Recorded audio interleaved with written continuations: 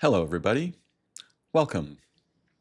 So yesterday I enjoyed the pleasure and privilege of a long conversation with Dr. Joanna Kujawa, a PhD academic, spiritual detective, and the author of two books. Her first book, The Other Goddess, Mary Magdalene and the Goddesses of Eros and Secret Knowledge, and her most recent, just published book, Alien Goddess, UFOs and the Goddesses of Ascension. Unfortunately, the very first portion of our conversation in which we were just kind of greeting each other and saying hello was accidentally lost, which is why I'm recording this introduction. Please take a moment when you're finished watching our conversation and like, share, leave a comment, subscribe, support the channel in whatever way feels natural to you. Without further ado, Dr. Kujawa. I Mm. had paused the recording while we were getting ready. It's good. Yeah. My Yeah, good. apologies. So I've just begun the recording. Okay. No, we're just talking, but I'm happy to, start anytime. Thank you. So I was asking you if you felt that there were forces that were actively occluding our human experience and our true nature and our spiritual nature here on Earth. And you spoke very eloquently. To whatever degree you feel comfortable, please Mm. speak again to this matter. Yes, thank you, because it's actually a big part of my book, if you don't mind, because it's just released, so I'm still actually in it. Alien Goddess, UFOs, AI, and the Goddesses of Ascension. I'm still in it, so I'm actually still learning how to talk about this book because there's lots of stuff there. So the third part of the book talks exactly about that. And I am professionally and as a spiritual detective, I am investigating esoteric spiritual traditions, including Gnosticism. So Gnosticism would definitely argue that there are two competing powers fighting for in the universe, and somehow the struggle is centered around human soul, which is very interesting. And also Carl Jung, a Swiss psychologist, psychoanalyst who was also a student of Freud, and they broke up because Jung was much more spiritual and I couldn't, felt limited by Sigmund Freud's explanations. Also talks about it because he was interested in Gnosticism, that somehow the struggle between the good and evil in the universe is centered around human soul. So what I'm saying here, that we are somehow really important and we don't really know why, right?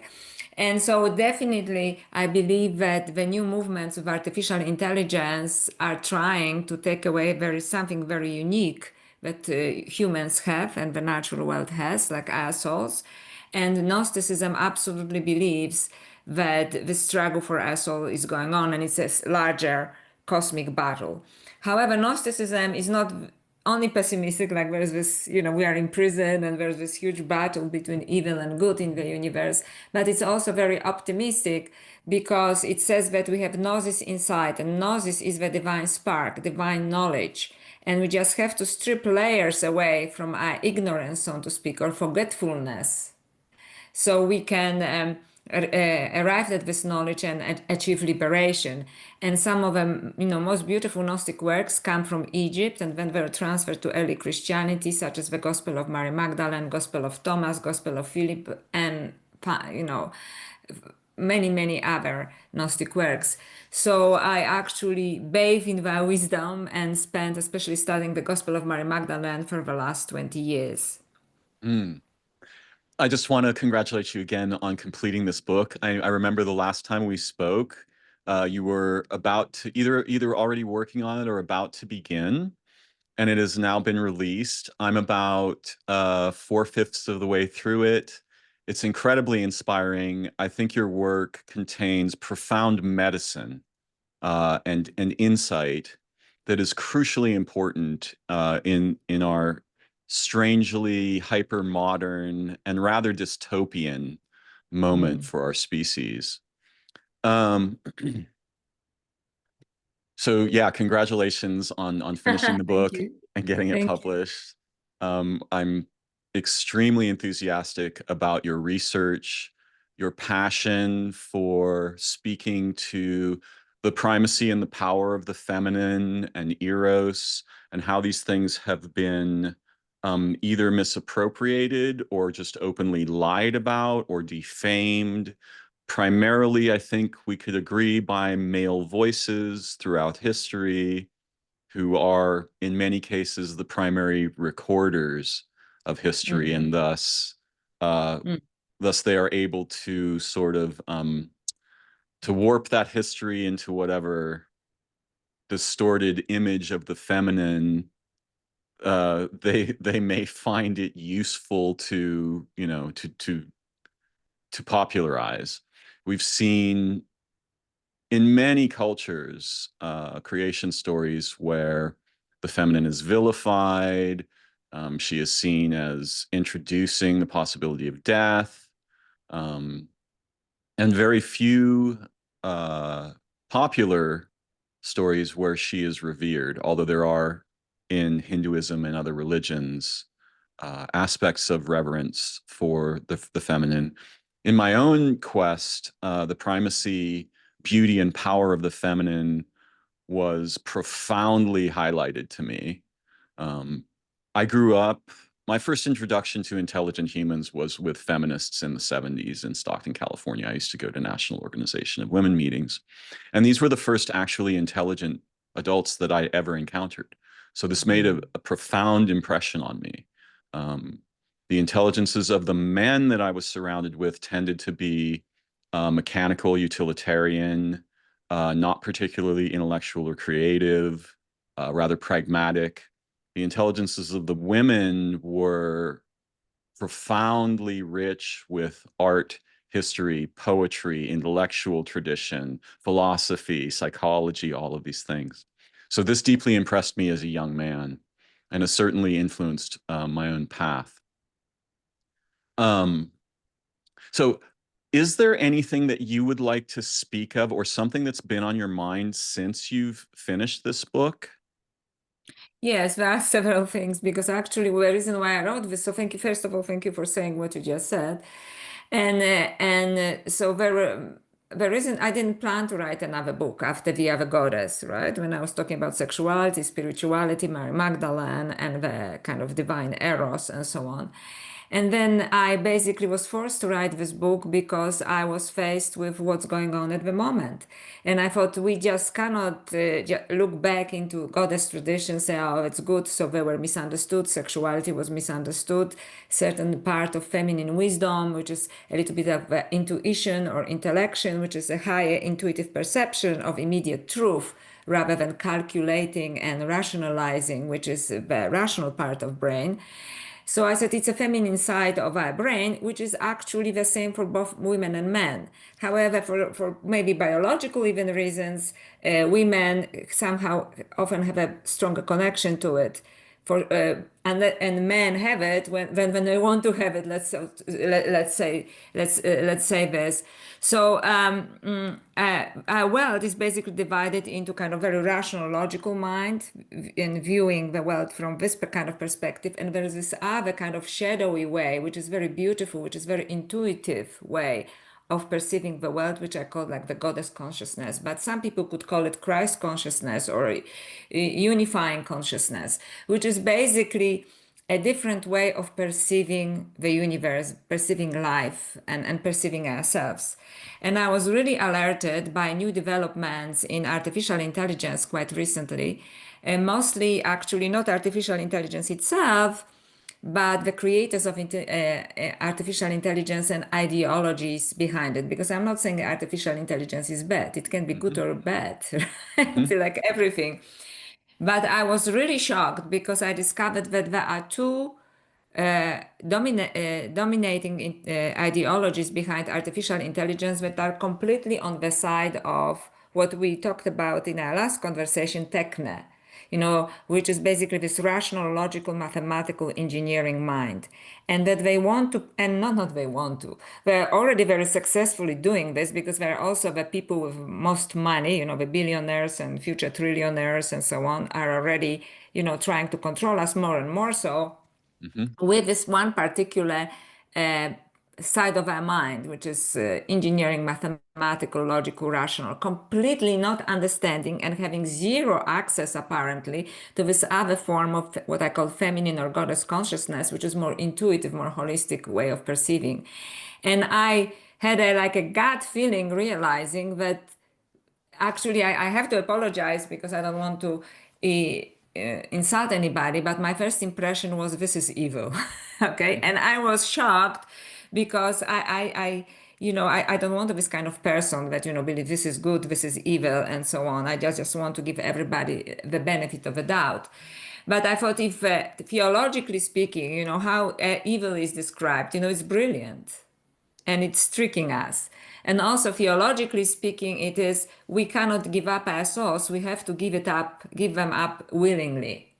Okay. And I think this is what it is. It is this temptation from coming from transhumanism and posthumanism, which I'll define in a moment, that they will offer us immortality, but I think our souls will be lost. So, if you don't mind, perhaps I'll just very briefly describe what is transhumanism and what is posthumanism, and people who are, the technoloords, as I would call them, and lots of people call them. It's not my word, not Mm. my phrase.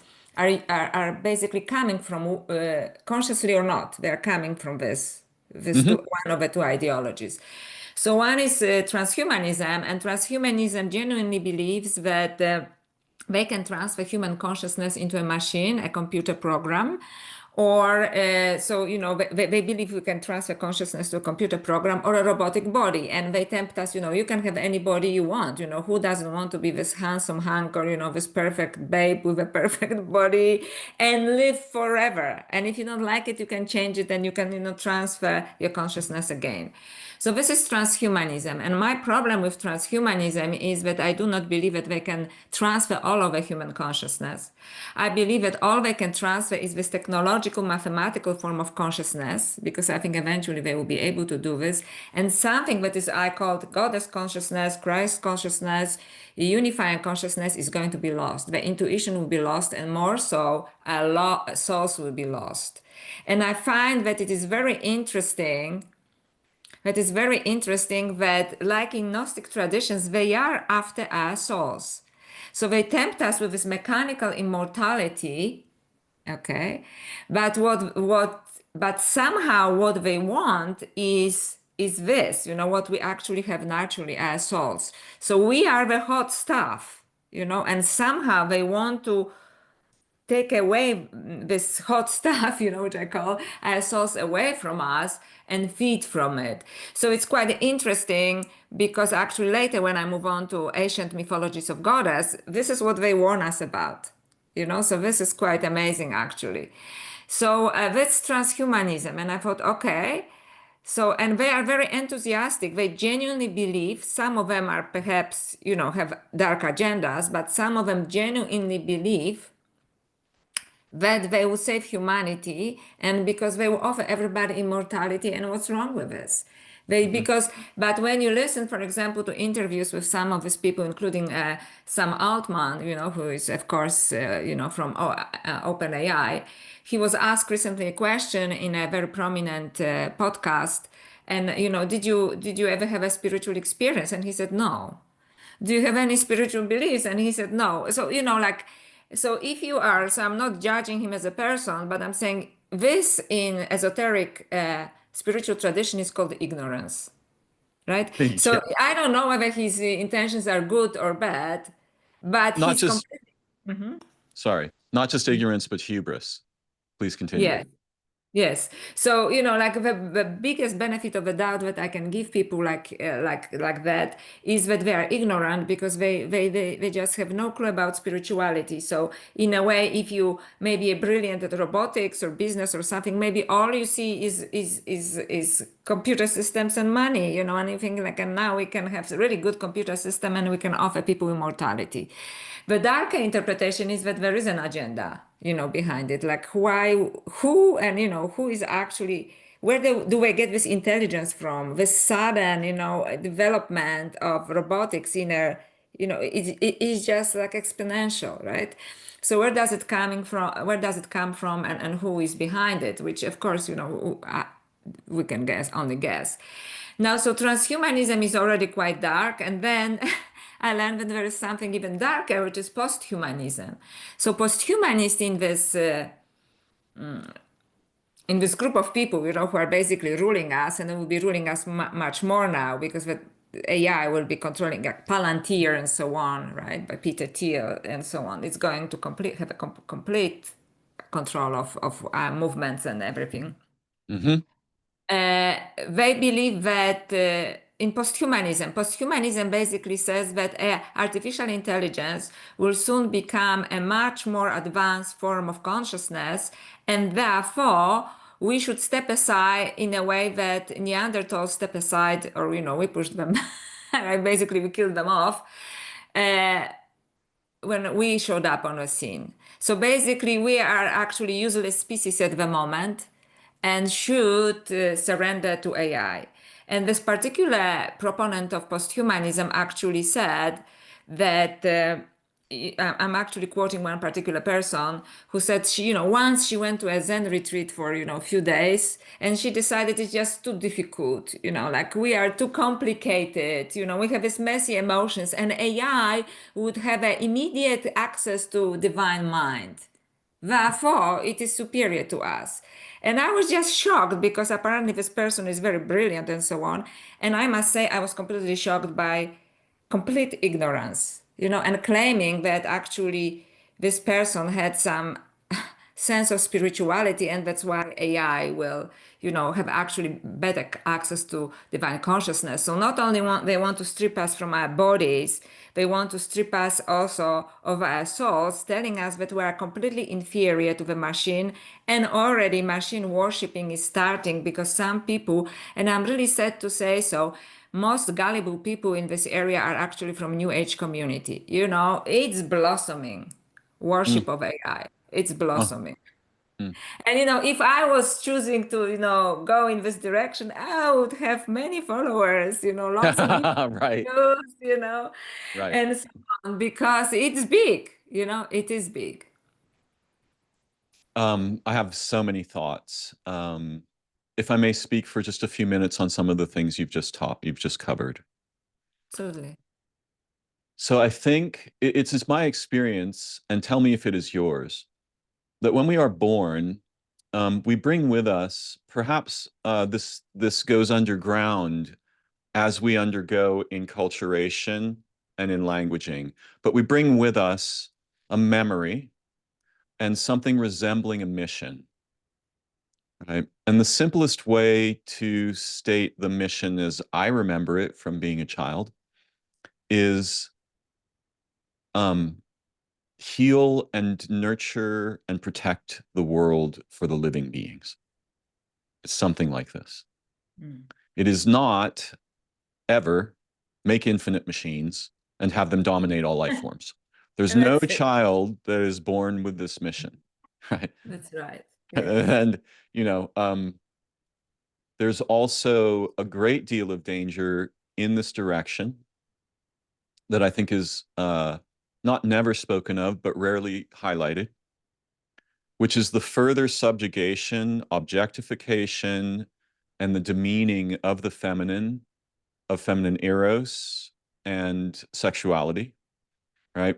Certainly, men are dreaming of having synthetic girlfriends and, all of this kind of thing. I doubt many women are dreaming about having synthetic boyfriends.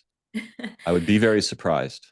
Lots of men already have synthetic girlfriends. They are being produced in China, and also they have AI girlfriends that are computer programs, right? So it's Bingo. already happening.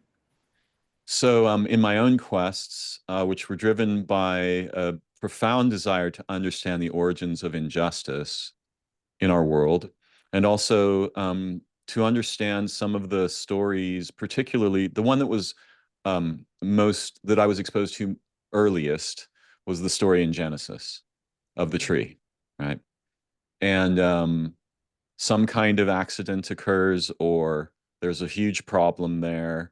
We have what I think is a very fragmentary story of what was probably an entire book or even a library of books. This looks like a story that was cribbed to me. And so we're getting a very tiny portion of it. And I've rarely encountered anyone who takes seriously the idea that there might be a problem with knowledge. We Mm, think knowledge is good, right? mm. To know what something is, how it is caused, what its function is. And I'm not saying that knowledge is fundamentally wrong, but there's a problem here. And I can see this problem in some of your concerns. And the problem is with the difference between beings and relationships and representations, right?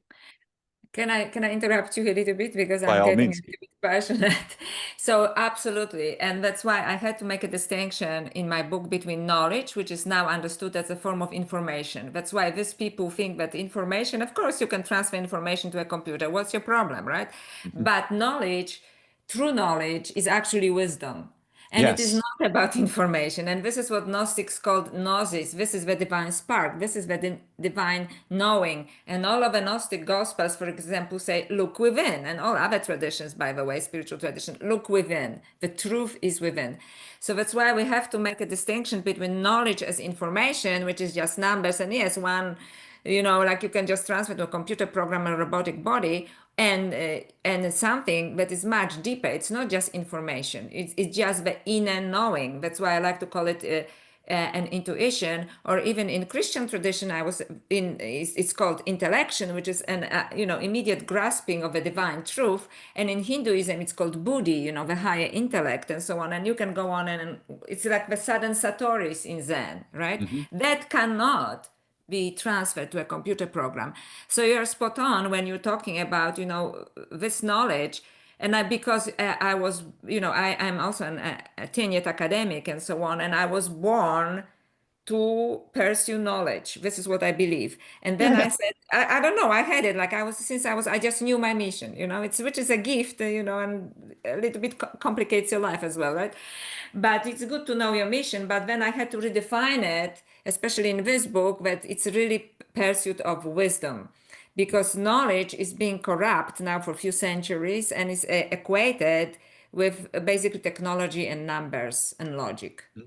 Measuring, measurement Measuring, too. which is this Right. materialistic approach towards science, right? Yes. Which I also go into this in a book. But apart from like astrophysicists and quantum physics, which I don't go there because other people discuss it very well, I Mhm. just got in contact with some people, but also,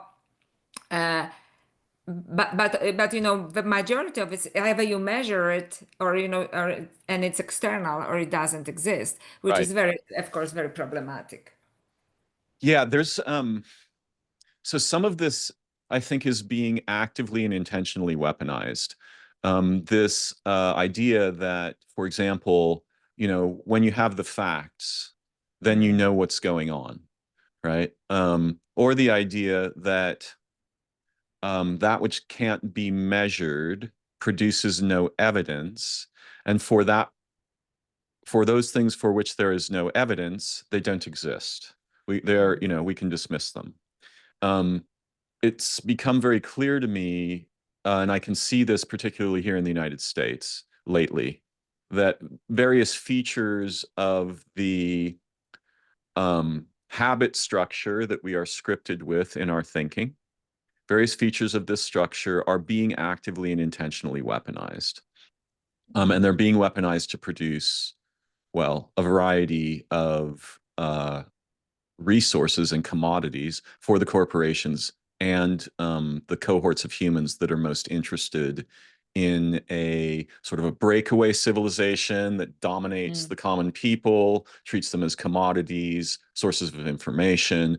We can see with artificial intelligence that one of the things that's going on, which is truly bizarre, is that the entire history of human art, knowledge, speech, language, and writing is being fracked to produce a mm, product that will in turn create a second generation of fracking where our human interiority can be fracked and mm, directly compromised, scripted, manipulated. I mean, humans are vastly more suggestible than we commonly imagine. It's very easy to manipulate our consciousness, our emotions, our psychology, and our relationships if you just have some key data points about an individual or a group of individuals. So to me, this is one of the most pressing dangers that we face as a society. And, I grew up in an atheist household worshiping tech, right? I Mm, spent most of my young developmental life as an adult building and repairing and engineering computer networks, right? And it was only when I began to see the effects of these technologies on human relationships, on my own mind, on my friendships, on the people around me, that I began to back away and start to ask some questions about like what's actually going on here. It's not the magical wonderland of giving humans new ways to be creative and to relate with each other that was proposed. And I was born in the 60s, so when I was a child, there were all these utopian narratives, right? We're going to mm, end war, we're going to end poverty, we're going to end disease. What actually has come out of human technological development? Like absolute environmental, social, relational devastation. mm, Now, I too am an intellectual, and I love, for example, I love language, but language is an incredibly dangerous thing. mm, If we are not trained to understand the dangers and be able to have insight into those together and to form immunities around that, language itself is enough to collapse the possibilities of insight and wisdom into a very highly structured, very easily manipulable substrate, which we could think of as knowledge, but I'm not even sure it qualifies as that. mm, mm. I think that, but we can also control our own knowledge, controlling our own language, So I think that there is a flip side to this because there must be. So, but I agree that we are very suggestible, and that's why artificial intelligence is extremely dangerous. And it really broke my heart, when I hear people that I highly respected from, let's broadly call it a new age community, very accomplished authors and spiritual gurus who are actually thinking that this is the answer to everything.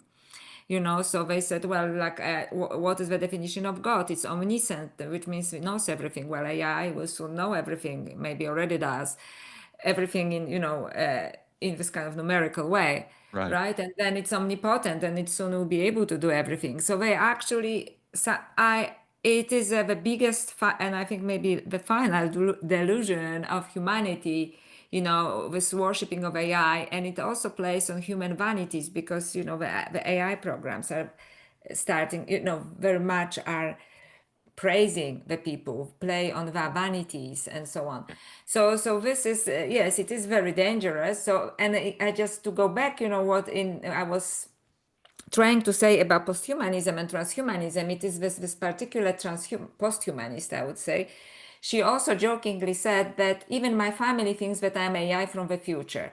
And it was meant to be a joke, but I get cold shivers running on my spine because I think it is quite possible. I don't know this particular person, but somebody is pushing us in this direction. Who is it that is giving us this technology or encouraging? Perhaps it's just our own developmental thing because Homo sapiens sapiens that we are always very much interested or for a long time interested in technology. But I think someone is tempting us.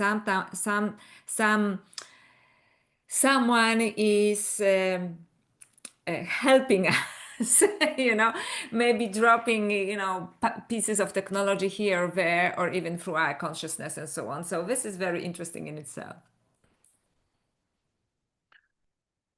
I am an inveterate biophile. I Mm, adore living beings, every kind, insects, plants, everything. And it's very clear to me that the profusion, the sudden explosion of representations that have been being produced over, say, even the past 20 years. Think about the cost to sustain every digital photograph. We're taking about 3 billion of those per minute, right, as a species, and all of the video recordings and all of the photographs of food and all of this stuff. Something has to die. to Mm. keep those to make those representations immortal, right? Yes. And so you can see there's this it's very in a way, if we think in terms of hemispheric lateralization, how the hemispheres of the brain are different. The left hemisphere is associated with the right side of the body, the right hemisphere with the left side of the body. Many features of what we see in common modern culture and these agendas that we're speaking of here are clearly disconnected left hemisphere-like agendas, right? The left hemisphere wants nothing round. It wants Mm. angles. It wants a graspable tool. It wants a Yeah. dead inside token. It wants the skeleton, not the organs, right? Mm. And there are other features of psychosis and schizophrenia associated with a high degree of left hemispheric activation, which the young woman who you were speaking of is clearly um, an exemplar of high left hemispheric activation. Right? I went to the Mm. Zen place. I was like, yeah, that's too much work. My Yeah. family thinks maybe I'm an AI, right? Because Yay! right, Yay! we gave birth to what? Um, Yeah, that's right. So, Ian McGilchrist, in his brilliant book, The Master and His Emissary, The Divided Brain and the Making of the Western World, Mm. illustrates a situation where we have somehow, perhaps accidentally, perhaps there are forces at play, we have instanced a highly dissociated left hemisphere like overarching agenda space, purpose space, orientation, and there's no right hemisphere like aspect which would normally correct that. And one of the Mm. peculiar features of the left hemisphere when it's dissociated is that there's a couple of features that are important. First, blameless. All Mm. blame is on other people, right? Mm. I am perfect. Anything that's wrong, it's their fault. Secondly, the capacity, the fact that it is true that I have made a statement is conflated with the truth of the statement I've made, Mm. right? Mm. So if I have said it, it is true, Mm. right? And various other highly problematic features. Um, we have common experience of something much more like what it's like to be in, to feel and sense and see and participate in the right hemisphere's world because we have dreams, Mm. right? And in dreaming, identity is not explicit. There's a lot of ambient, intelligent ambiguity. The right hemisphere is very skillful at re-ambiguizing, like introducing useful ambiguity where the situation is collapsed to a stick figure, right? And so these are, I think, some crucially important insights. We have the same problem with technology that we have with language. It's not inherently evil. The problem is that our species is captured by something that it doesn't matter if it's evil or not. It's acting out evil, horrifying, agendas and intentions and so forth. So I'll just finish here. It doesn't make any difference whether AI is good or bad. The human cohorts that are building and running it will be dragged in an ever more severe direction of domination, manipulation, and control of the remaining resources and of the human beings on the planet. So for me, there's no upside, right? No, I absolutely agree with this. And it's quite interesting because when you're talking about squares and rectangulars, it's interesting that the goddess is portrayed as a spiral. And this is what we really miss. And I think, and it was it's a kind of like a segue from my other book, The Other Goddess. This is what we completely miss. We completely put it on a side. And now, this book, Alien Goddess, now we are completely like we are, unless something happens somehow, and we became agents of change, we are actually signing up on death, Yeah. basic a species. But it's even not that tragic, maybe that we are dying as species, but also something extremely unique will die. And what is really disturbing for me that we are going to take the rest of nature with us, and it really I cannot tell you how it breaks my heart and it breaks my soul. And I know that I speak now with great passion and so on about it. And this is a very, this woman, I I was horrified, by and she her speaking with great enthusiasm and people listening to her with great enthusiasm and so on. I was horrified. I was absolutely horrified, and I'm not saying that the person is evil, but I think these ideologies are. Yeah. And maybe they come from ignorance, but if your ignorance is so harmful to the rest of a living life, to the rest of the planet and to even the most beautiful parts of consciousness, then it is, I don't know what it is if it is not evil. It's either a form of terrible ignorance or evil. That's why at the end of the Alien Goddess, although I do go through like very ancient mythologies and I actually point out that they warn us against it and also provide a way out because the ending is optimistic. So people who want to read the book, don't worry, there is a way out, you know. Uh, I talk about Baba Yaga if you don't mind me mentioning it because you probably haven't get into this point in the book. So I was really surprised because this part of the book is actually come from the realm of the liminal or imaginal. So I research everything very well, but occasionally I got downloads, which came Hmm. from this other part of the brain, Hmm. right? Liminal and imaginal, and I was really shocked because I didn't plan to have anything to do with her. So Baba Yaga is actually a Slavic entity, and it is a goddess that was usually portrayed in extremely negative, the despicable old woman, basically, who is a Hmm. total witch and a bitch, And for anybody who watches, watched the Witcher series, right? She is basically the old evil woman, right?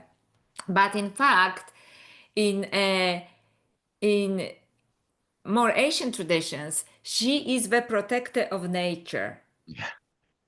She is the protector of nature, and the cauldron from in which, quite interestingly, apparently she was cooking men. I just wonder if it is just the mechanical mind part of our consciousness is actually protecting us from the evil of this kind, right? So we're just moving Mm. too much in this direction.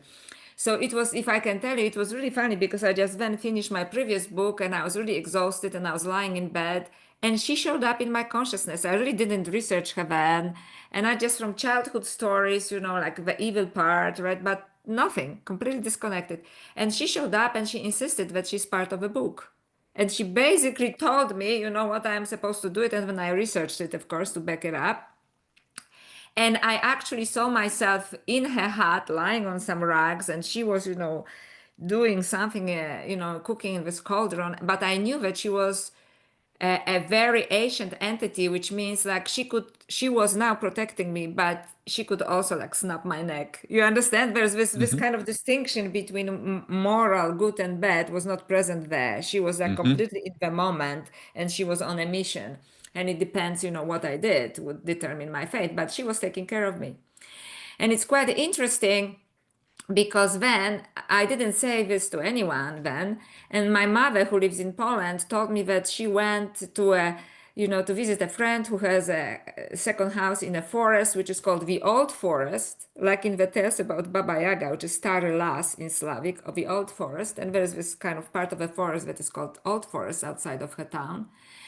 And there was this woman who, lives in this hut, and I thought of immediately about Baba Yaga, and she made us a cup of tea. And I thought, this is too much of a coincidence, like I didn't tell her this. And she suddenly met this woman. She says, and, she lives in a forest and 12 months a year, which is very difficult in this harsh climate, right? And, this kind of enchanted experience when she had. So I thought I had to explore it in the book. And in fact, I think that the ending of the book is very powerful, which came to me from this other realm. Mm. And it really has to do a lot actually with the figure of Baba Yaga. And as I was doing research, she is not, you cannot find another goddess like her. Because usually you can find that, Inanna is like Ishtar, Ishtar is like Isis, Isis is like Mary Magdalene, Artemis is like Virgin Mary. You can make these connections. Mm. There's nobody like her. She's like earlier than that. She's more ancient than that. And boy, is she angry with us. like I could sense it. Yeah. She is angry with us and she's sick and tired of us. And I can understand why. As can I. Um, in my own experience, although I had imagined that the earth was a being, and I had imagined that the sun was a being. I hadn't until I encountered a mind that could show me in a clear way, like give me a direct experience of it. I had no possibility of imagining what's something like what I now understand to probably be the Mm, case, right? And the humans so as an intellectual, it's very common for intellectuals to be misanthropes, right? But I'm the opposite. I'm an anthrophile. I love humans. We are the most expensive experiment the Earth has ever run. And I don't think that that was her experiment by herself. It seems very obvious to me that other intelligences were involved in generating our species, however we may want to sketch that story. mm, Um, but the humans as a species, I despise. mm, Right? I love humans.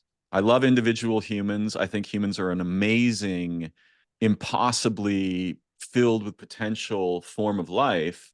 But at the species level, we look like we've been captured by something really nefarious and actively colonizing, devastating, rapacious, insatiably hungry for suffering and disaster.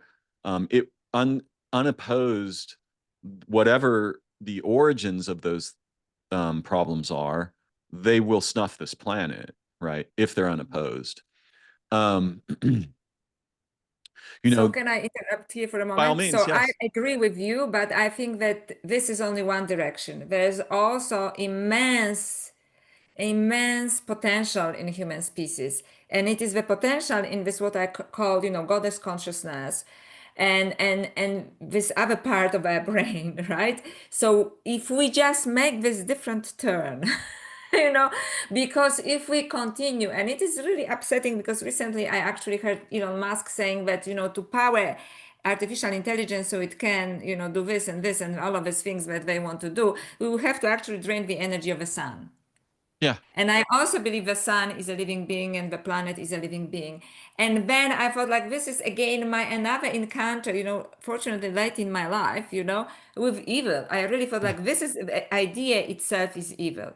So that's why, in Alien Goddess, I was also looking into what you said, like alien, also encounters. And these encounters, like, for example, in Fatima, and the feminine figures that consistently show up as UFOs or as religious visitations and so on, that warn us you are going in the wrong direction. Also, some experiences of abductions when once people get over the fear and so on, they says you listen, don't worry how we arrived here. Listen to what we are telling you, because you are going in the wrong direction. But we are so obsessed with technology that even if I would go on a UFO channel, they would say, okay, so what about the spaceship? What technology? Is it anti-gravity? Is a spaceship bigger? Is the spaceship bigger? It's just, I think, like, no. I'm not saying that perhaps they do not arrive in spaceships as well, but they definitely arrive through the means of our consciousness. Oh, there's so much in my mind. Okay, I want to not lose track of a couple of things. Hmm. Um, so I have spoken with many people who've had direct experiences. Some of them have had abduction experiences. It seems clear to me from having spoken with a broad range of different people that this is a continuum, right? It's not one thing going on. It's not five things going on. It's a complex topological map of different, um, how shall I put this? Of different features of both human cognition and the non-ordinary, and some features of madness or sometimes psychosis. So I've met people, for example, I met one young man who was undergoing abduction experiences regularly. I asked him to change his diet. They stopped immediately, right? Because I could tell there was a problem with his gut, maybe just intuitively, right? Mm. I don't think he was having actual abduction experiences. But there's something in your book that lit up for me when I heard you talk about it, and I've heard many other people talk about something similar, um, particularly women for some reason. The appearance of doctors, right? Yes. Which is, that can be a very threatening and confusing situation. And also, either this is very complex because uh, when we encounter the non-ordinary as human beings, we have to make something familiar of it in order to understand it, right? So we may not make necessarily the right correlations. We will, especially if it is an early experience or we have had few non-ordinary experiences, we may get a confused read on the situation. However, Mm.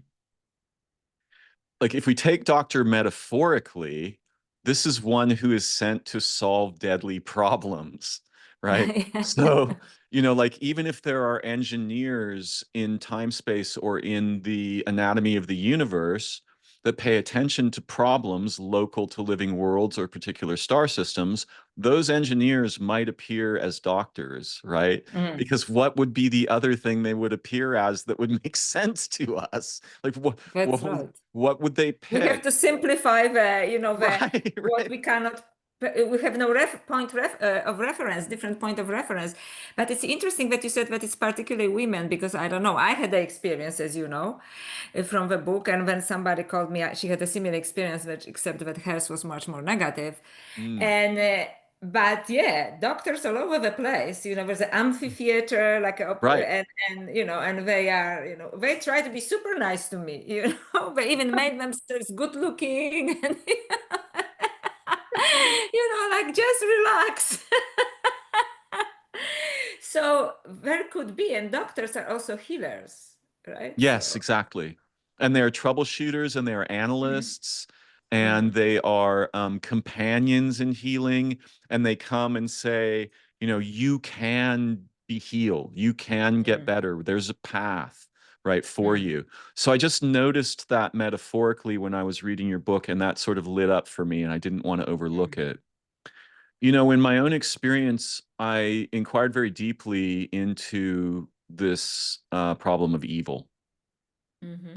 And I was shown perspectives from which you could take it as evil, but most of the perspectives I was shown essentially highlighted the problem of the occlusion and the loss of connectivity with origin and the divine, right? And Mhm. so as that signal fades from the network of minds in our species, then techne and technology and replacements and representations profusely explode out of us, right? Almost like not dissimilar to how cancers function, you know. Mhm. I think the humans are about to become very surprised because we think we're the only game in town around here and that there aren't other intelligences concerned with the well-being of our planet or our solar system or the entire history and future of life on this world. And there's no way that that's the case as far as I'm concerned. And if you really hold a knife to the throat of the earth and you start digging into the her carotid artery, Mhm. she's going to send a signal. And she has friends, she has companions, she has protectors. And I think the humans are about to get a really bad spanking at the very least. And frankly, I hope so. So, So do I. Yeah. I'm on her because side. so, like for example, in John Mack, famous book, right, Abduction, this one woman, Eva, that he put under hypnosis, who had several abduction experiences. She basically, or no, actually, there was Ed also. I'm not sure which one of them it was, who said, that the message was like if you don't stop, the planet will shake you off. Like Right. we are just like right on the surface, right? And so it's quite interesting that that was coming through as well. But I think you're so much spot on in when you say that the divine signal, and this is what these ancient mythologies that I'm dissecting in the third part are all about. And if you don't mind, I'll just speak about maybe very briefly about the descent of Inanna, which is very ancient poem, and also there was a oral tradition, verbal tradition before it was even written down, right? Mm. And it is pre-Greek because Greeks, who are invaders from and whom we celebrate, ancient Greeks like Plato, Aristotle, and so on, actually were like the masters of techne, right, and the Hmm. rational. So this comes before this from ancient Sumer. So it's quite interesting because my esoteric interpretation of this myth that it's goddess consciousness, which is the consciousness descends. And the goddess descends, and the moment she descends from far above, which is quite interesting, whether in terms of consciousness or alien beings, because Inanna is actually one of the main Anunnaki gods. Hmm. And we know the Anunnaki story, right? Like that they are actually people that came from other places. So, and she's asked, the moment she descends, she's asked to give up all her powers, right? And as she descends, she leaves her faithful servant and she tells her, if I do not come back, make sure that people do not forget me, beat the drums and go to the gods to ask and ask for help. So when a goddess gets lost, and I believe that this part of our creative part, intuitive part of our consciousness is lost, her her servant is beating the drums and she says, she is still here, don't forget her. So I think this is this divine connection. Don't forget her just because you're in darkness, right? And then she eventually goes from one god, bless you, from one god to another, and God Enki sends help. And it's quite interesting, and she's being recovered, but it's quite interesting when on in all of these pre-Greek myths, and also Gnostic myths, like Pistis Sophia, which just blows your mind. It's extremely difficult. It gives you a headache, but it blows your mind. They actually talk about consciousness being in prison, listen to this, by evil rulers. Isn't And it funny? It's so funny that it's this word ruler because a ruler is what we measure things with. It's yeah, the I know. I didn't even think measurer, about it. Good thinking. right? Yeah. But please From here continue. to there, Yeah.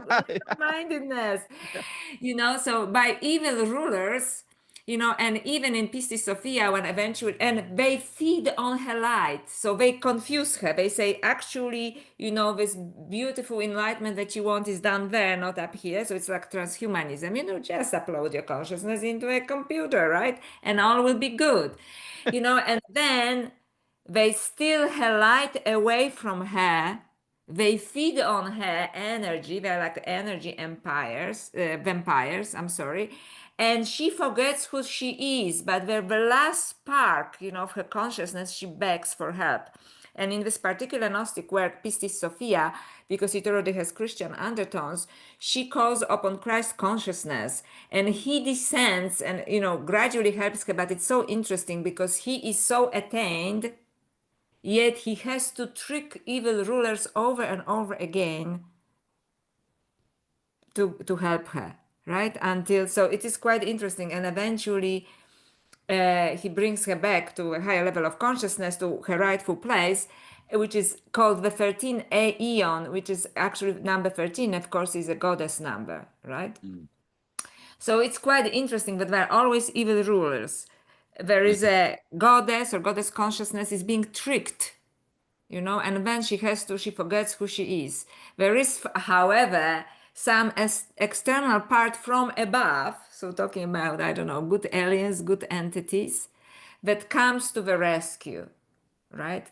Because it is important that she is not forgotten. And we really cannot forget that there is this other part of our consciousness, and mythologies and esoteric works remind us of this over and over again. And I truly believe that transhumanism, never mind even posthumanism, but transhumanism, is basically the dark rulers of the world, right? So that's my piece of passion here.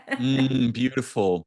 There were a few things about the story as you shared it, and I have some modest familiarity with the story myself, um, that occurred to me. And one of them was that it seems, feel free to correct me, that in her descent, she had to pass through 7 gates, and at each gate, she gave up one of her powers and or protections. Mhm. And it occurred to me that okay, so before I say this, the ancient Greeks had this idea called theoria. Mm-hmm. And theoria was a sort of way of forming a perspective that would grant insight. It Mm-hmm. was not concerned at all with whether the insight matched the facts, right? It wasn't measuring. It was like forging a perspective that you get insight from. And I although I love knowledge and intellect and language and even, structure and engineering still fascinate me, I belong to the spirit of insight, right? I want insight, not even just wisdom. Wisdom is powerful, that also, but insight is like this living revelation. When you say, for example, that Baba Yaga, right? She came and you went to visit her, and this is like what insight looks like. It doesn't look like what you expect. It's something Mm-hmm. unexpected that illuminates your capacity for understanding and awareness in an entirely new and sometimes alien way. So what occurred to me, and this is maybe somewhat trivial, but the next thing I think might not be, was that in that time, I think the ancients believed that there were 7 planets, and one could imagine her coming into the solar system, and at each planet is one of the gates, the energetic gates, right? And each planet sort of takes from her one of her Mm-hmm. protections or powers.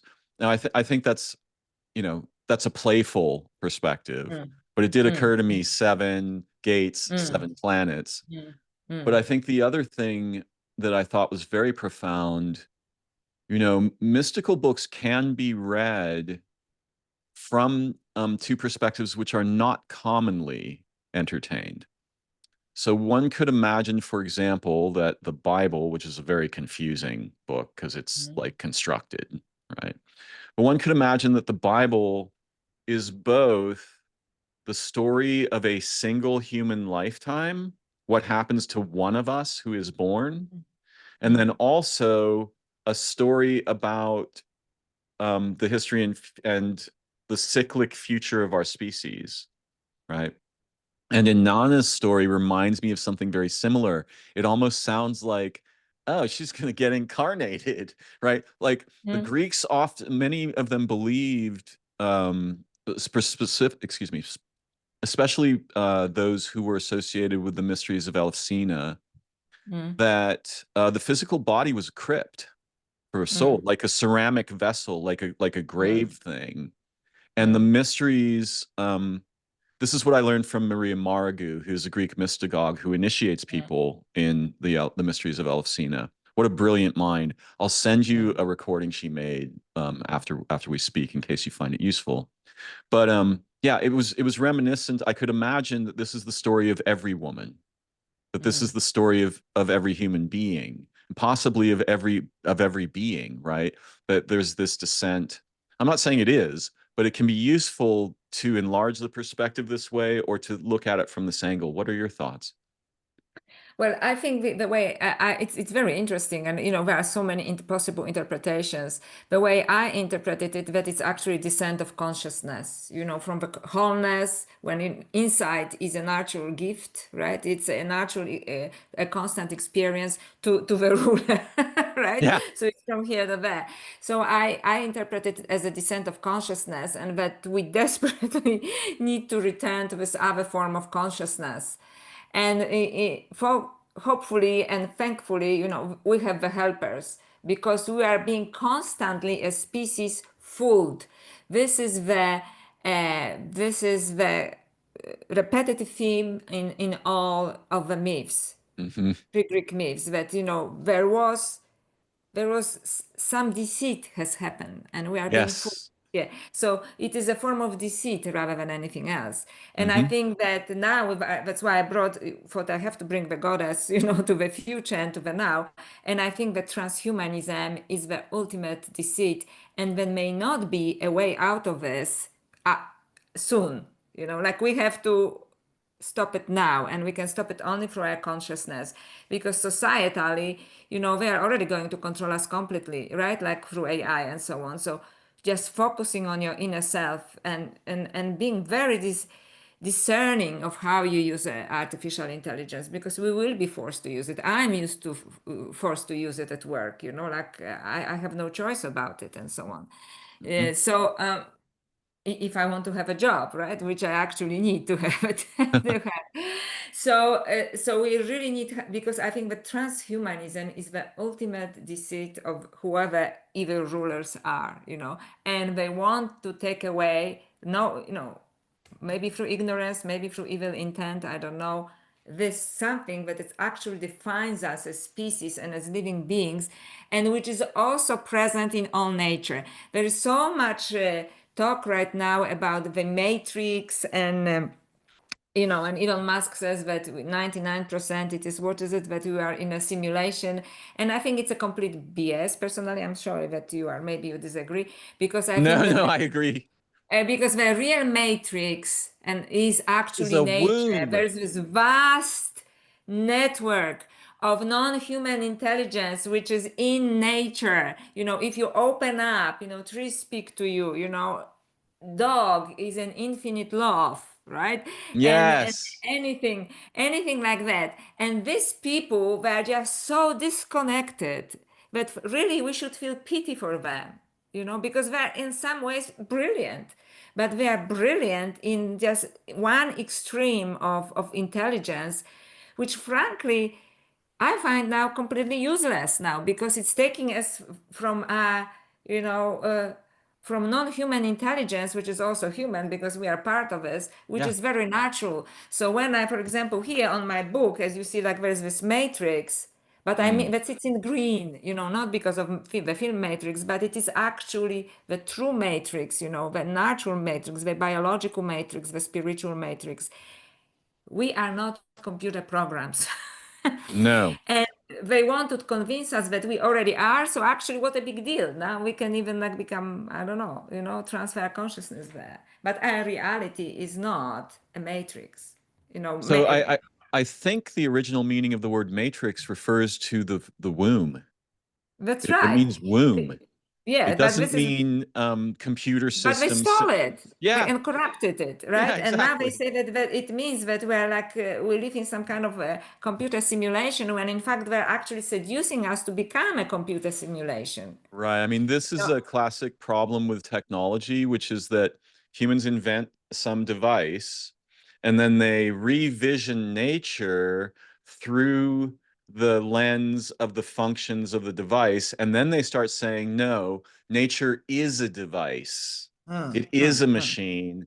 It's fundamentally mechanical. There's no spooky extra lovey-dovey yeah, consciousness yeah, stuff. Life was a mechanical accident, materialism, material reductionism, yes, eliminative materialism, all of these, I'm not even sure they really qualify as philosophies. They look to me like highly sophisticated um, diseases, like like yeah, yeah. like They are intellectual delusional. diseases.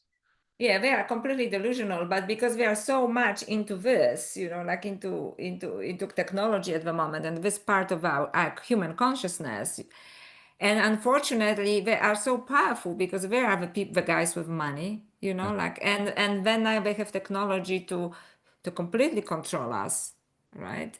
And now, and this is what I post little videos also. Now they want to steal our souls, and I say Yeah. no. And I really say, no, you are so wrong. I know you're brilliant. I know you're rich. And maybe you even mean well, but you are so ignorant. It's sickening, you know? Yeah, it's very bizarre Yeah. that for example, people like Musk think, also another person whose mind I somewhat respect, Eric Weinstein, I listen to him occasionally. They think that the only hope for humans is to get us off planet. Mm. What? Like, I first know. of all, Yeah. do you have any reason to believe that our minds can function at a different Mhm. distance from our sun or even separated from the planet? Will our nervous systems even work? There's no Mhm. reason to believe that. And most of the conjectures that we hear about this kind of thing are absurd and absolutely bereft of evidence for these positions. Um, so I find it surprising Musk must have decided that there's no chance of redirecting the human future. So we've got to get off planet. But even if we got off planet, why would we not just reproduce the problem there? We haven't solved the problem That's here. my argument against it. So Right. That's why, esoteric sources such as the Gospel of Mary Magdalene talks about levels of consciousness. And I believe this ancient mythologies as well too, which I dissect them, right, in Hmm. my book. Because if you create from the same level of consciousness, you can go to another galaxy and you end up in the same situation Right. because you have not evolved. So yes, like let's destroy the Earth and then go to Mars, and I guess let's destroy Mars, and then we can go, I don't know. So the thinking, and I think that actually, and perhaps some people will dislike me because of it, I think that actually he's one of these technoloords that has good intentions. He's just misguided. He thinks he's saving humanity, but actually he's not. He is just kind of spreading the human, lower level of consciousness, Hmm. the disease of a lower level of consciousness. I mean, And what we have to do, we have to work on ourselves before we, colonize anything. yeah. Also, the forces that, okay, the features of our nature that result in aggressive colonial behavior, those features were not meant to destroy us and nature. Those are protective features that are supposed to wake up during crisis, Mm, right? The noble role for the man is to protect the origin, the feminine and the womb, the planet, the living beings, the history and future of life. This is the noblest aspect of the masculine, mm. what, archetype, we might say. I totally agree. But this can easily be captured and weaponized and inverted so that now the man just becomes like the rapist, the devastator, the the bad soldier, the ICE agent, right? I mean, Mm. you know, Yeah. so it can be captured. The other thing is that for some reason, it's not hard to understand. The humans have invested the vast majority of the resources that we draw from the living planet into the military organizations. Mm, Like, mm. what is up with that? Or at what point are we done with war? We realize like this is too expensive. We actually care about each other and our children, the living planet, the things that truly matter. The literally the bowl, the living um, vessel in which life, from which life emerges, which life is purposed to protect, right? Somehow, it's obviously I have ideas about how these things might occur, but it looks very unlikely that the humans are just going to undergo some sudden transcendental return to spiritual, um, what would we call it? Virtue, right? I think that it is maybe possible I because the agree. esoteric teachings are telling us this, and it comes with working on ourselves rather than trying to fix things from outside. So this is a little bit problem with activism, although I really respect and love activists because they are, actually the only people that try to do something about this.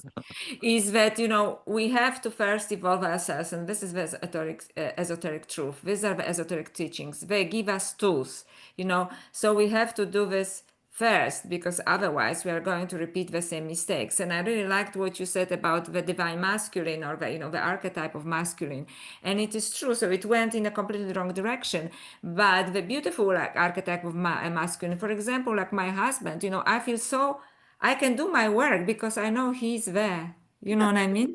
Because I have this masculine, I feel safe, Yes. because I know he is there. And there were times when I was not, in a relationship, and I felt very unsafe in Mhm. every possible way. So actually, the masculine and feminine are meant to be together in a very respectful way. Right. And even this, I don't want Yes. to get into it because it's just the ugly politics around all of this. Mm. But even in this way, masculine and feminine recently is being, deconstructed. So what I'm saying, this masculine and feminine is meant to be together. I can function because I feel safe, Yes. and I'm Even saying it from experience. in my Yeah. own life, so to speak from the masculine side of that, right? The containment and care of the feminine makes me feel grounded and protected and safe, not because she's going to defend my life, but because there's vitality and Mm, beauty and spirit and or like mother and, sister and daughter and grandmother energy there. Now Yeah. I feel like, I can release my tension and I can Yes. pursue the beautiful mission because she is containing me, right? She Yes. surrounds me in this sense. Um, Not meaning to, make puns about genitals or something like this, right? Yeah, But there yeah, no, no, is no, this no. You very, know, no, I completely get yeah. it. Yeah, yeah. So I Um, completely respect, this archetype of a masculine, and I don't have a huge platform, but if I did, I would be really willing to speak like to male groups, because there's so much division, there's so much dichotomies, there's so much misunderstanding, and this misunderstanding, like lots of stuff that is going on at the moment, it is actually artificially created. we Like agree. men have sometimes no clue about, the feminine, and women are completely deluded about masculine, either angry or have this unrealistic expectations. And it can be easily healed, but there Mm. has to be a conversation that has to be had, so to speak. It's So, true. It's very difficult to communicate insight to people in a trap. But if you can give mm, them a direct experience, mm, or you can give them a meaningful role and a little mission where they play out a mission together mm, and they have the experience of doing and becoming mm, something different than what they're used to, this seems to me to be generally far more effective than talking or writing. Not that I want to mm, stop talking or writing, mm, right? But mm, somehow the people need someone to be, they need someone to be, and they need new ways of exploring their potential as human beings so that they can have experiences of that potential that are so rich that they don't want to go mm. back to, the representations afterwards. This is one of the things that I think. What are some of your thoughts about these matters? No, I think experience is the most important thing, but before the experience can come, people have to have the they can have to see the possibility of that, Yes. and now we are trapped in this really outdated but also wrongly constructed archetypes of feminine and masculine, which are completely wrong at the moment. So if as long as we think that this is only possible, I can either have this or I'm alone, then this is not going to ever work. And I think having conversation about what is possible for woman and a man together, uh, spiritually, is very important, because when people say, okay, this is possible, I listened to this person, and she said this and he said that, and I didn't know, I thought it's just either this or that, and it starts a process. I think everything eventually starts with an idea, Mm. so you know the possibility. People have to know that this possibility exists, let's put it this way, and then they can walk towards it, and then the Yes, possibility yes. works towards them, right? I agree. So you paint a vision that is Mm. new and hopeful and filled with promise, and then you can begin to um create a context in which experiences of pursuing this vision can Mm. flourish. Yeah. Yeah, or you allow for these experiences, because Mm. before you wouldn't allow, because it's either this or that, right? Right, If right. something else shows up, and I said, "Oh, I loved her, but what would I do with this?" Because she doesn't, she's not, Virgin Mary, and she's not a whore. What if, you know what I mean? Because these are the, so what, yeah. So this is. This is what I think, and this is what some masculine mind work, like either this is or either that, and then they are trapped and unhappy, so because they put this kind of limitations on what is possible for the feminine and masculine. My mind is like swarming with so many little fishes. Um, okay, let's speak if we may. I would like to hear you speak about how you have come, what has changed for you as you became exposed to the UFO and UAP phenomena, and some of the people who speak very intelligently publicly about this, like Diana Pasulka or Jacques Vallée. What has changed for you in your perspective, and how are you currently viewing the phenomena, and what are some of the questions you have about it? Okay, so first of all, I always say I'm not a ufologist, and I really respect the work of people who, went there, and some of them, especially few decades ago we were extremely brave because they get nothing but ridicule, right? So like I really totally understand this. However, Professor Diana Pasuka and Professor Jeff Kripal especially changed my perception because they both exposed me to the idea that they can be spiritual experiences. And, it's basically how we are going to interpret these experiences, right? It could be spiritual, it could be technological. And so it gave me a much broader perspective because before I thought, okay, so I really thought it's like the spaceships are coming, right? Or they are not coming. So do you believe in UFOs or not, right? In a technological sense. And now I think that my personal take on this, and I would like to add to this conversation this way, that I do believe that there are actually events in what it's not my word, but also Jeff Kripal is talking about it a lot, liminal or imaginal experiences. In my book, I make a distinction between these two. So liminal is basically, in my opinion, they are an experience, interdimensional experiences. So we are crossing the bridge, somebody crosses the bridge. So liminal happens when the portal opens, so to speak, in very in simple terms, and you encounter a being or a consciousness from another realm somehow, right? It could be a part of you, like Jeff Kripal sometimes argues, or it could be like a completely alien consciousness that wants to interact with you. This usually happens in space, in time. That's why it's not measurable. That's why you say, oh, like I didn't see a spaceship. How come you had this experience? I didn't have this experience, right? Because it happens in your consciousness. Liminal, it also means in between, right? Hmm. So very often people have these experiences like just before they wake up or when they are falling asleep, because I think this is when this interesting part of the brain that we're talking about starts to almost like infiltrate the rational brain, right? So we Hmm. can remember this not only as a dream, but actually as an event. So this is liminal. Now, imaginal, and this is my interpretation, I didn't invent the term, but the definition that I give to imaginal, it is that we actually can communicate back. So it's not that this entity just opens to us, but we actually have learned how to call upon it and how to communicate with this. And some people do it intuitively and spontaneously. I don't know, maybe Chris Bledsoe can do it because, things happen around him all the time and people, also experience it when they are Hmm. around him. Or, for me, it was privately. So that I had, two-way communication. So for me, it is imaginary. You open up this other dimension in your consciousness, and you can also, you can. So there is an exchange. So we are not just receiving, but we are actually reaching out and we are communicating. So this is liminal versus imaginal when it is like two-way communication. And I think this is a very beautiful and powerful communication which we should not give it up. So for me, UFO experiences, the only ones that I'm at the moment interested, happen in the liminal and imaginal spaces.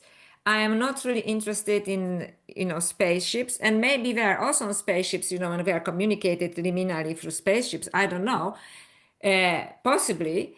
But I think that from my point of view, the whole argument about non-gravity and how to build it is not important. It is what the communication is important.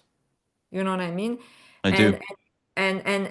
so this is my take on this, and that's why when I was in my book writing about the Fatima experiences, the huge event and a series of events in Portugal, because actually I was giving a podcast yesterday. I was on a podcast and people never heard about Fatima, so can I just explain very briefly? So Fatima, it was a like huge sighting. 70,000 people were there in Fatima, which is a small place in Portugal, and it was in 1917. And there was a series of events that led to this because some people didn't understand why I was talking about it. And what Mm. is interesting about Fatima, and that's why I kind of invested quite a bit of time in my book for this, it is that everybody experienced something powerful, but everybody experienced something else. And there was a tiny, tiny, tiny little group of people that didn't experience anything. And my hypothesis is that because they were the rulers, like from here to there, and if they couldn't name it, to what they already know, compare it, reference it to what they already know, they couldn't experience it, despite the fact that it was also a physical event. So what I love about Fatima, can I rant about it for a By all second? means, yes. So what I love about Fatima, that it was both physical and consciousness, and this is what actually liminal is for me. It's not only it's not only like in the necessary consciousness space. So 70,000 of people had the experience and of great importance. So that's why I really went into this. And for some people, it was the experience of the White Lady, which was the three children who initially saw her for a year before the big event. And for other people, it was like a sun spinning out of control. But everybody had a huge experience, and there are also physical signs of it, which is changes in the sky, and also some cars that were parked on the side were exploding, the engines were exploding, and so on. So, Mm. so it was both. Okay, so I'm going to come back to what I asked you previously in a moment, but I want to share a couple of thoughts briefly, if I Mm-hmm. may. So during my own experience, the intelligences that were teaching me, and basically this was just like being in school all day, every day for 9 months. Mm. So there was Wow. another mind with mine, Yeah. Mm-hmm. and it was nothing like a human mind. Their ways of Yeah. thinking don't resemble ours at all. Mm. They think from unity into distinction. We tend to think from distinction toward unity, but we don't get there. Mm. Um, as far as I could tell, whatever was with me is to minds as stars are to light. It produces minds, right? Mm. Now, I don't know whether that's the case or not. And my own experience is not really what I'm here to talk about. But I want to mention a couple of things briefly. The first thing they showed me was that everything that we're doing with technology, we could do like a million times more with no machines at all. And I Mm. mean, having like I was having direct experiences of things that I never imagined were possible. Sorry. Of things that I never imagined were possible. A lot of these things had to do with sensing the history and future of other beings, humans or animals, direct communication with animals and plants that was two-way comm, right? Totally open, blatantly obvious to me. When the experience began, it was as if I had had all my life like 17 different kinds of senses that humans have some weird stories about, but we usually don't experience, and then they just all suddenly come on. But what they said was that technology is completely unnecessary for living beings, right? It doesn't, Mm. it's not like you should have none of it, but you should be like really aware of the difference between what a device does and what the potential space for beings and organisms are, because those are not the same kind of space at Mm. all.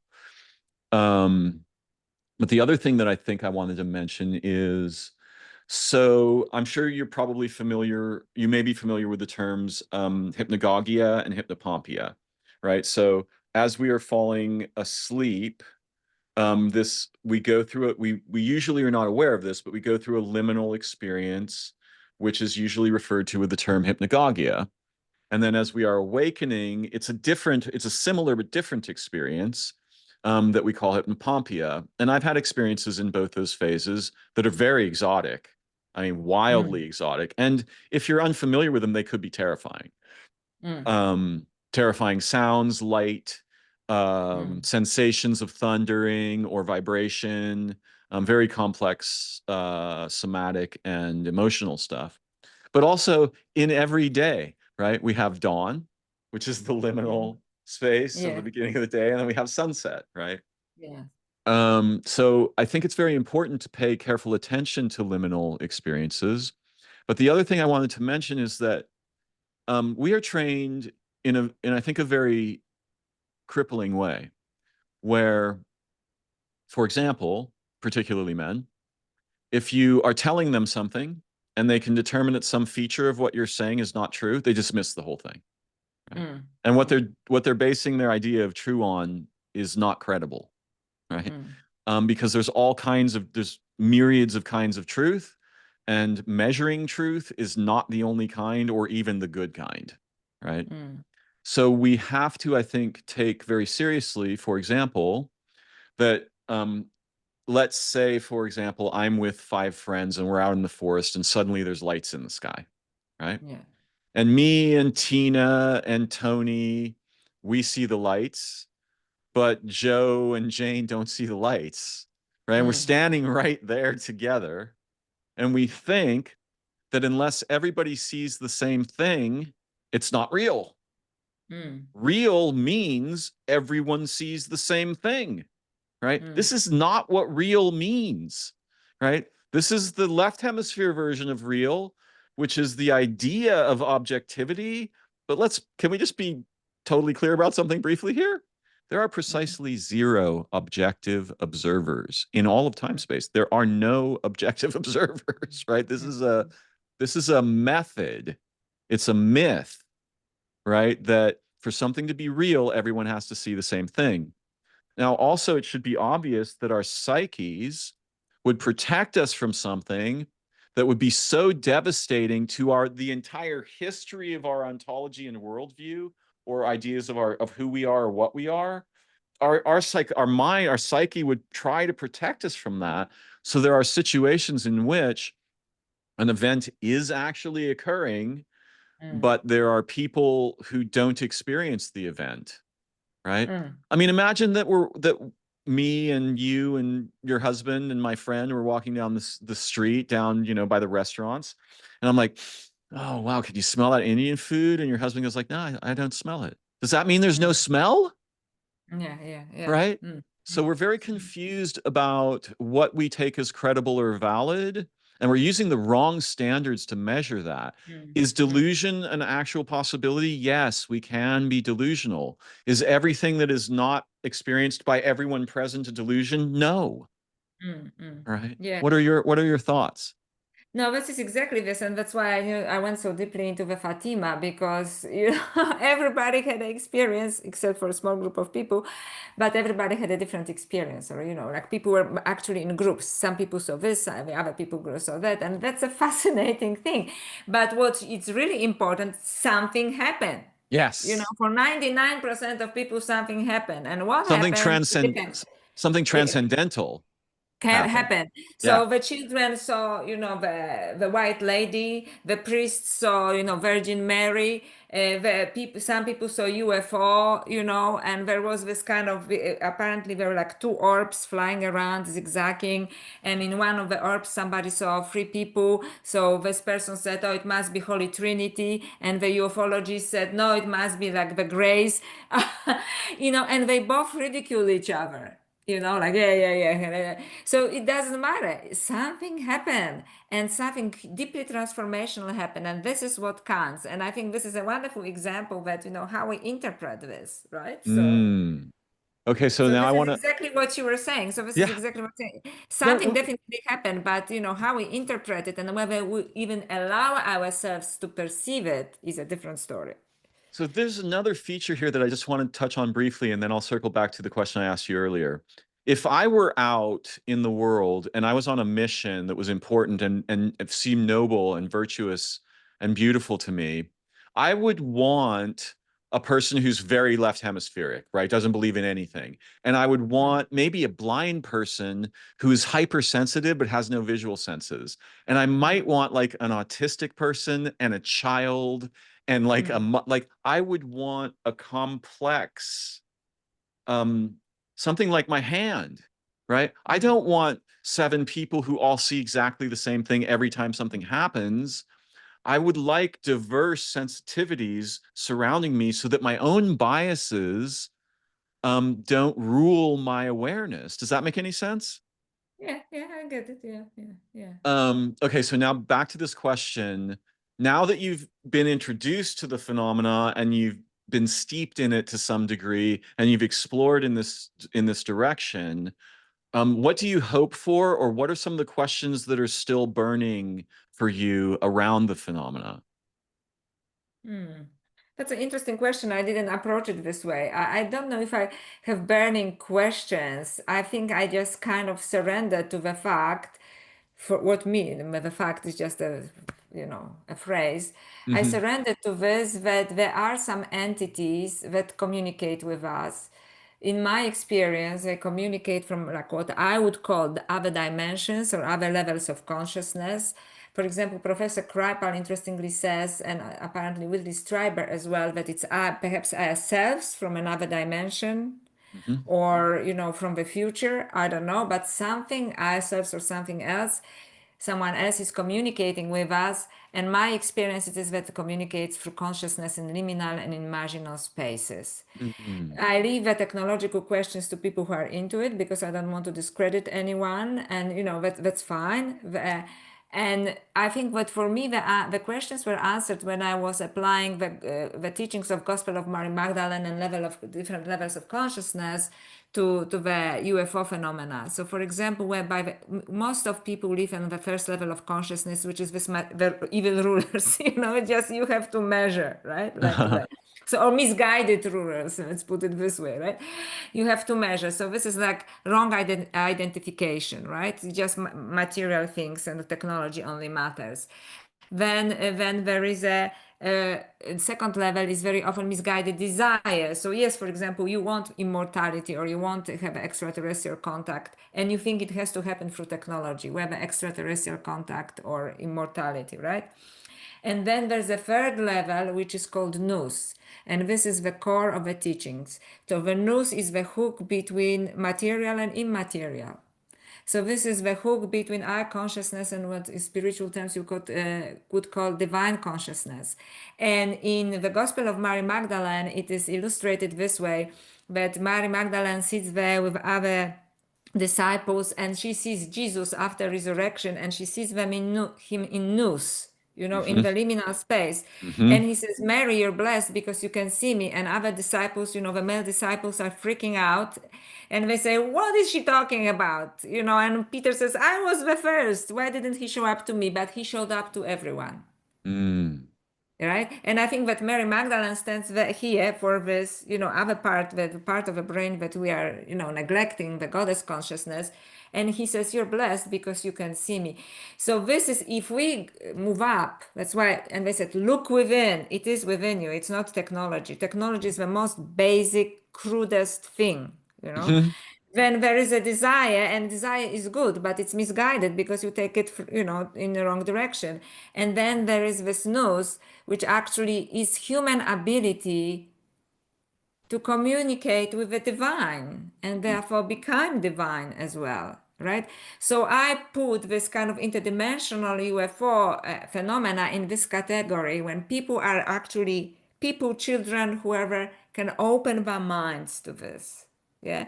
So it means that through shock, maybe through spiritual practice, through gift of grace, they are open and they have it. And now if you can just drop fear, right? And have discernment, because there are different entities that may be quite advanced and not necessarily very nice, right? So there's a Mhm. caution there, right? Yes, Some people just surrender, oh, because it's immaterial, it's good. It's not. So and so for me, it solved the problem at the moment. Do you understand? Like I if do. you open your doors of your perception, right? Not my saying, then you see it and you perceive it, and you don't need a technology. Yes. And you go on,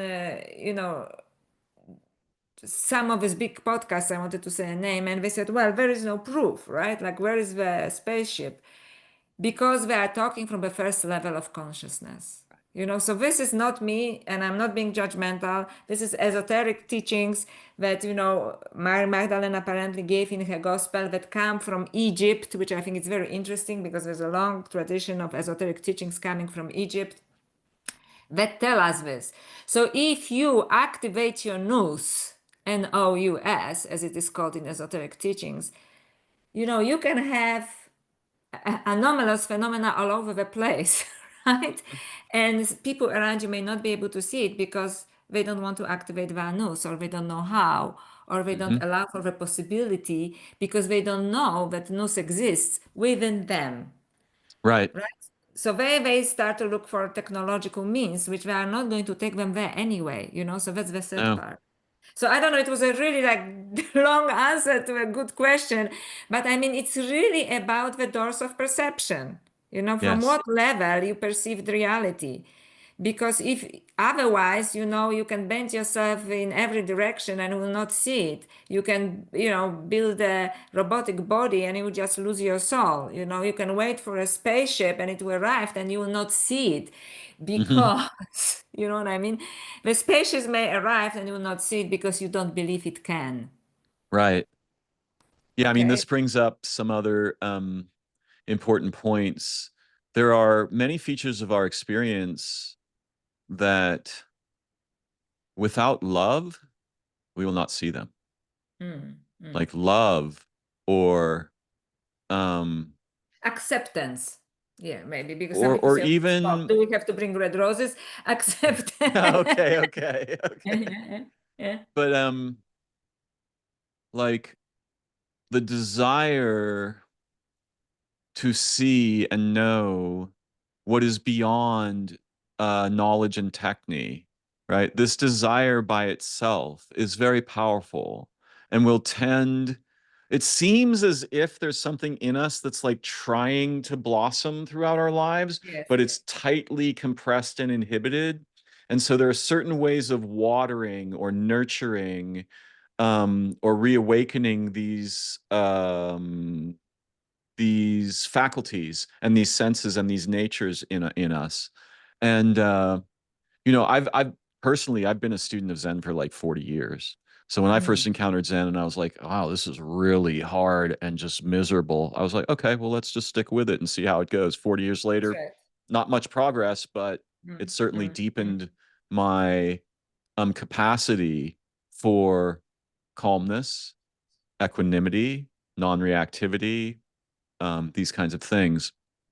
But there's something else that occurs to me because there's been this thread throughout the conversation of mechanical immortality. And mm, I want to speak to this briefly. I suspect you'll probably agree with me. Whatever we might preserve in a machine is not our being. mm. Something could be Precise. preserved.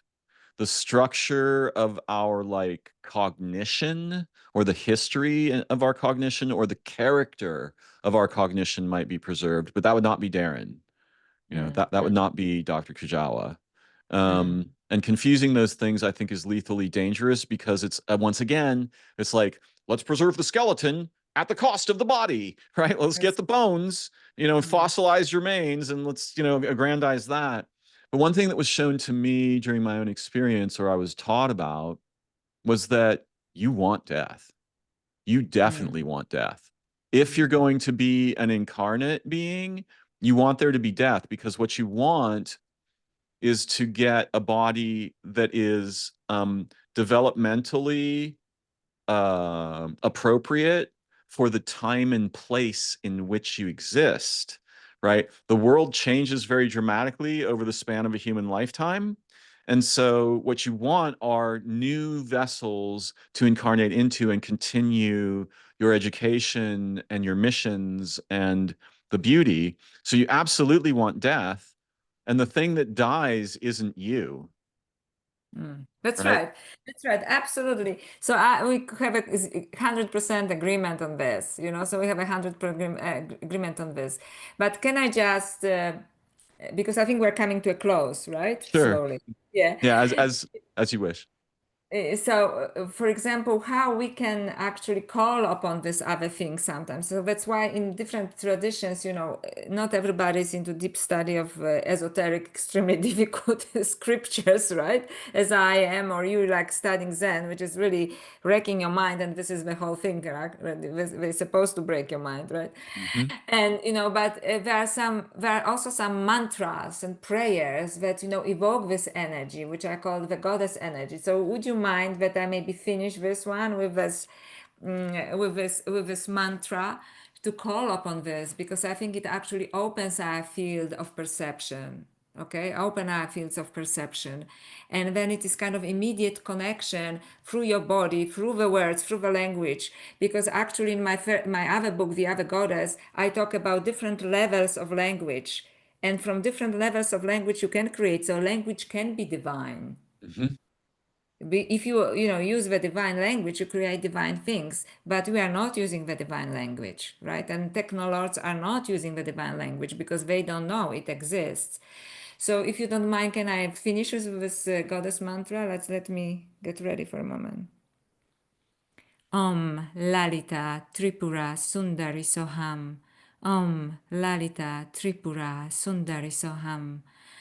Om Lalita Tripura Sundari Soham. Thank you. It is a call for the Shakti, the divine Shakti, which is the supreme energy of life, which is the élan vital, which is the thing that will never be captured by transhumanism. And it is also the divine, very healing power of sexuality taken from a highest shelf. So it's Sundari, Om Lalita Tripura Sundari Soham. And if this is too difficult to remember, she has in esoteric Hinduism, there is also like a one word that defines the goddess, and this one is Hrim. Hrim. Him. Right. So you Him. can, so Hrim. And if you want to call on up on all goddesses, it's Om, Aim, Hrim, Krim, Shrim, Parashakti Namaha.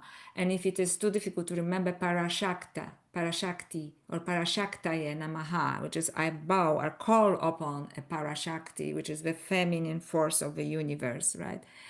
So these are the words because it's really important to remember the divine words because words create reality, right? So at the beginning was not a logos because it's logic and a different mind, but at the beginning was a divine word. I do believe it. So I do believe in concepts as well, but this is like you call upon this energy. Om Lalita Tripura Sundari Soham.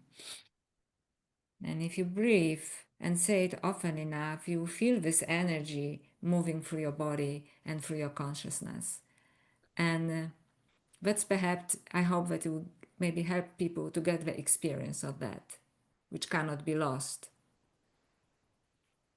That's very beautiful. I honor and revere what you have shared here today. And it's so funny because I had a last question in my mind, but it is as if you already knew the question and you gave the answer in the mantra. Yeah.